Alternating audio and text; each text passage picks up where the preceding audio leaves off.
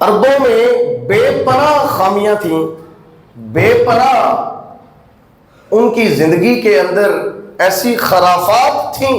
کہ جن کی وجہ سے وہ اس وقت کے معاشروں میں قابل نفرت تھے، لیکن ان میں کچھ ایسی خوبیاں بھی تھیں کہ جن خوبیوں کی وجہ سے اللہ کے محبوب کو اس عرب کے قبیلہ کے اندر پیدا فرمایا گیا۔ ان کی خوبیوں میں سے خوبی یہ تھی کہ وہ احسان شناس تھے۔ ان کے ساتھ جو نیکی کرتا تھا،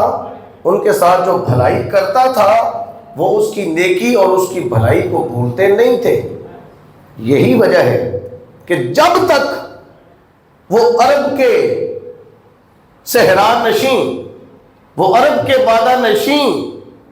وہ عرب کے گنوار اور اجڑ کہلانے والے افراد اللہ کی نعمتوں سے، اللہ کے احسانوں سے، اللہ کی کرم نوازیوں سے، اللہ کی عطاؤں سے بے علم رہے، لا علم رہے، وہ پتھروں کے آگے جھکتے رہے، وہ پتھروں کو سجدے کرتے رہے۔ لیکن جب اس مٹی میں پیدا ہونے والے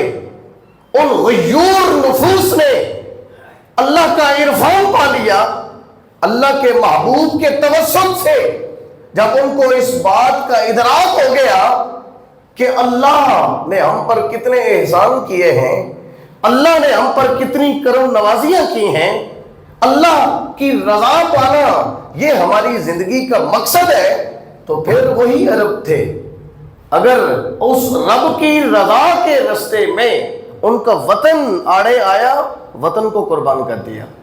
اس رب کو پانے کے راستے میں، اس رب کی رضا پا لینے کے راستے میں ان کی اولاد آڑے آئی، اولاد کو قربان کر دیا۔ ان کے ماں باپ آڑے آئے، ماں باپ کو قربان کر دیا۔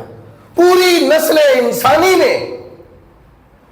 اتنی صداقت کے ساتھ وفاداری کا عہد نبھانے والی قوم نہیں ملتی جیسا وفاداری کا عہد ان عربوں نے اللہ کے محبوب کے ساتھ نبھایا۔ کیوں کہ اس وقت ان کو معلوم ہو گیا تھا کہ ان کے رب کا ان کے اوپر کیا احسان ہے، ان کے رب کا ان کے اوپر کیا فضل ہے۔